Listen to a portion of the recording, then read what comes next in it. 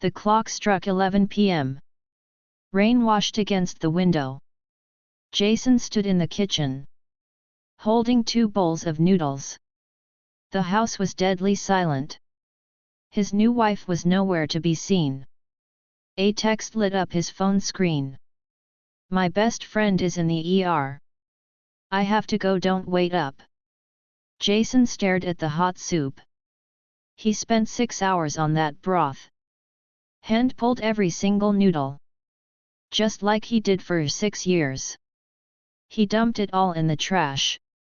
And packed his suitcase alone.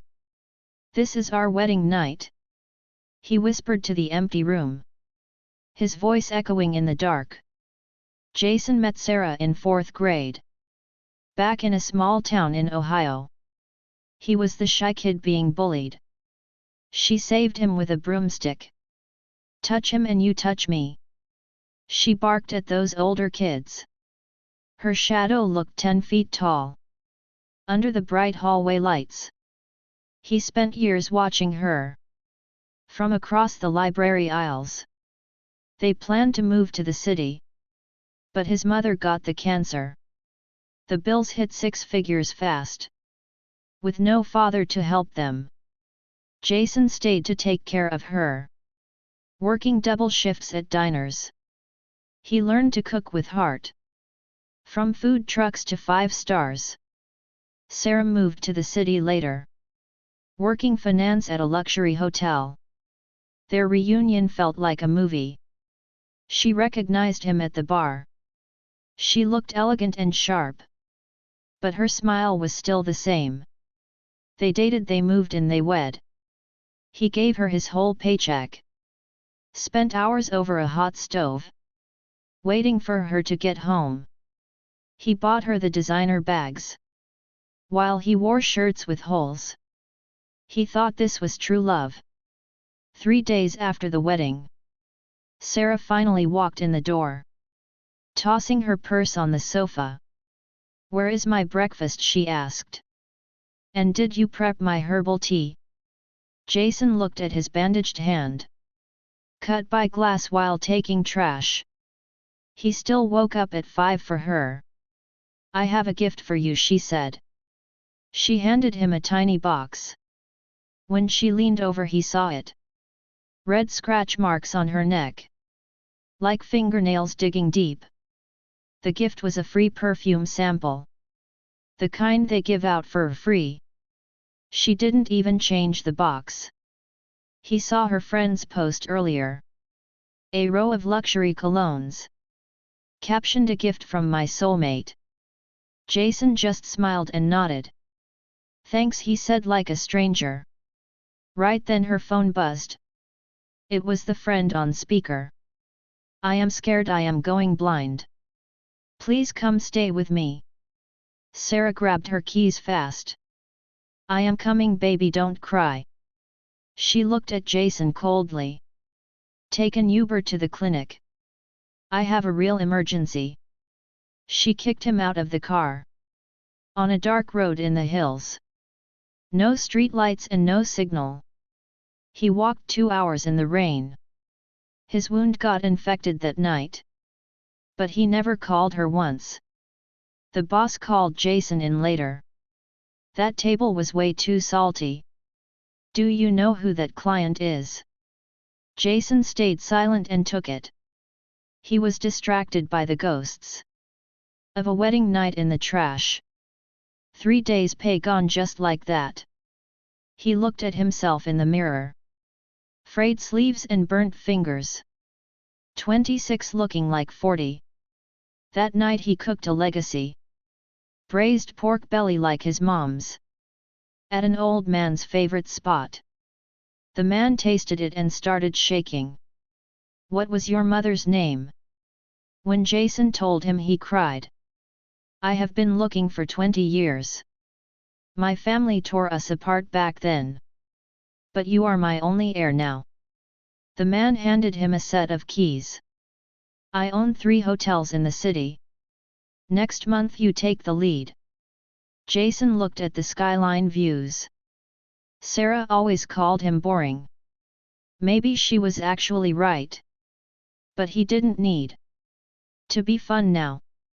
He packed his life in one bag. His laptop, his books, his photos.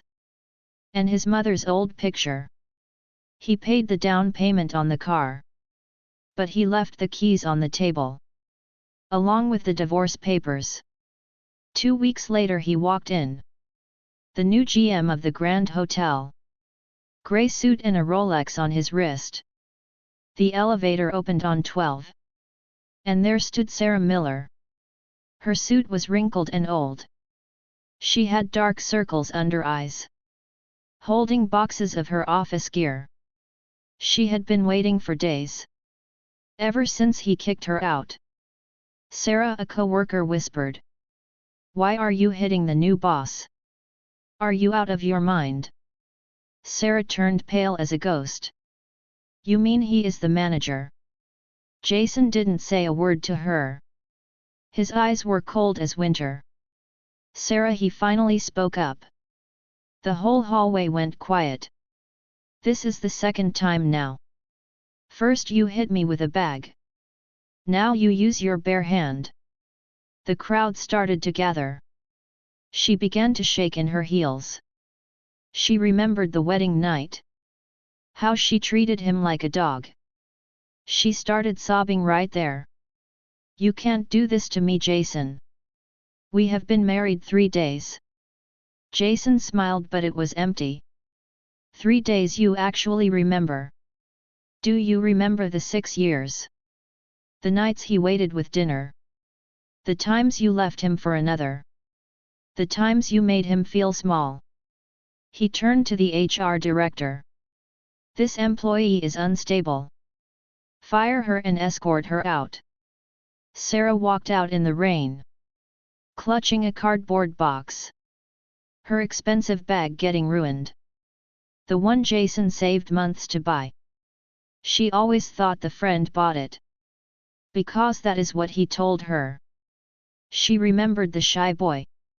Who followed her in 4th grade. The man waiting in the kitchen. The silence after every fight. She finally understood today. Silence isn't weakness or fear. It is the sound of hope dying. She thought he would always wait. But she gambled and lost it all. Jason watched her from the window. The driver asked about an umbrella. Jason told him let it go. He sat back at his mahogany desk. Looking at his mother's photo. She told him to find a real love. Don't wait forever like she did. He sent a check to his old school. To help the kids just like him. The rain got heavier outside. But Jason felt light at last. Like dropping a heavy suitcase. He heard she and the friend broke up. The man was never going blind. Just a lie to keep her coming. He got punched in a bar fight. And finally lost his sight for real. Karma always finds its way home. Sarah moved back to the country. To care for her sick mother. Sometimes Jason still thinks of her. But the sting is long gone. Like an old coat he used to wear. He finally learned the lesson. Love isn't about being a shadow.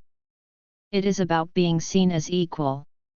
Anything that costs your dignity is too expensive to keep. He makes his own herbal tea now.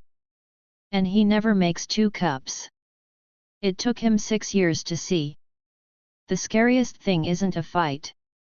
It is giving your fire to someone who treats it like a cheap light.